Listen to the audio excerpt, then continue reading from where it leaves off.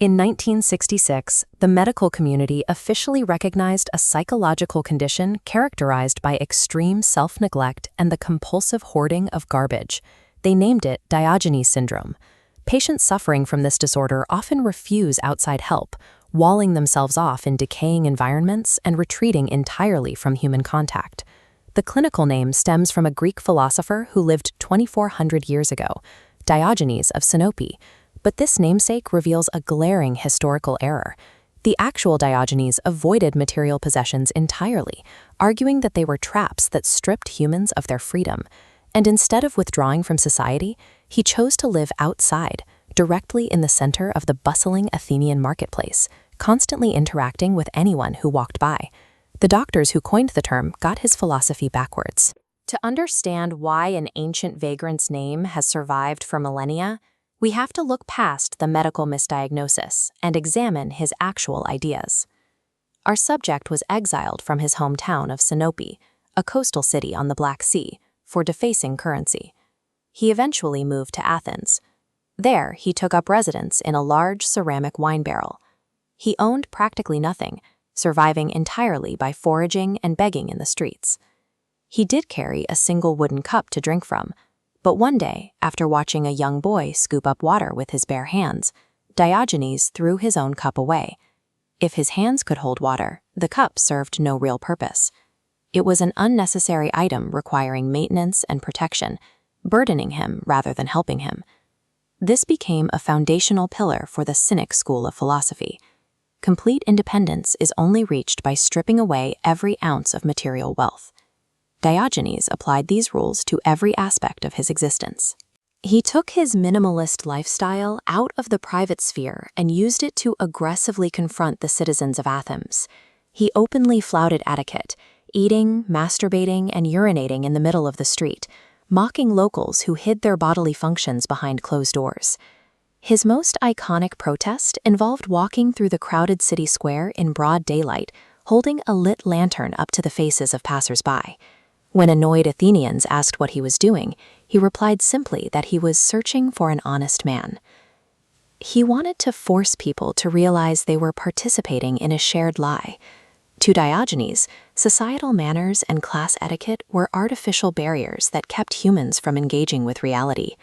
Because everyone is equal in death, he viewed social status as a pointless delusion. He once dug through human bones, noting aloud that he couldn't distinguish the remains of a king from the remains of a slave. This anti-establishment philosophy faced its ultimate test when he was visited in Corinth by the most powerful warlord in the known world, Alexander the Great. Finding the philosopher resting on the ground, Alexander introduced himself and offered to grant Diogenes any wish he desired.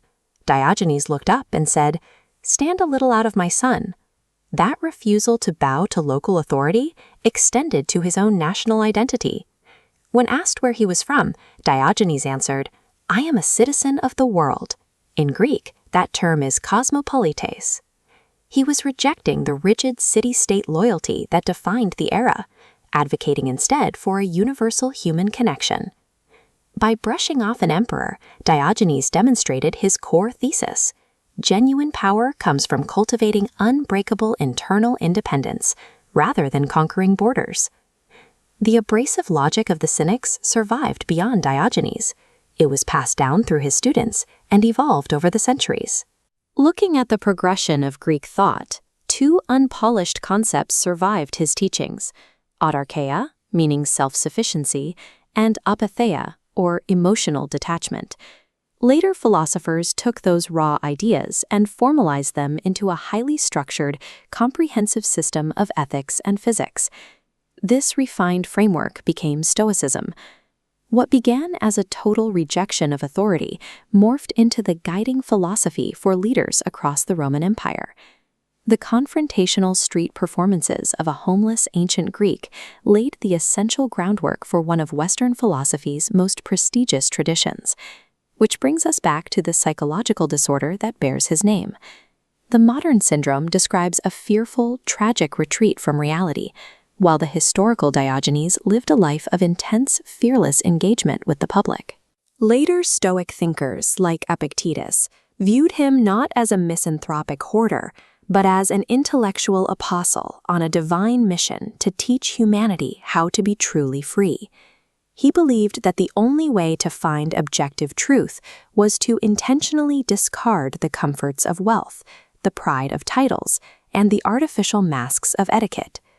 Diogenes of Sinope never hoarded trash.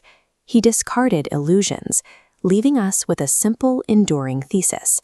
We are all equals in death and citizens of the exact same world in life.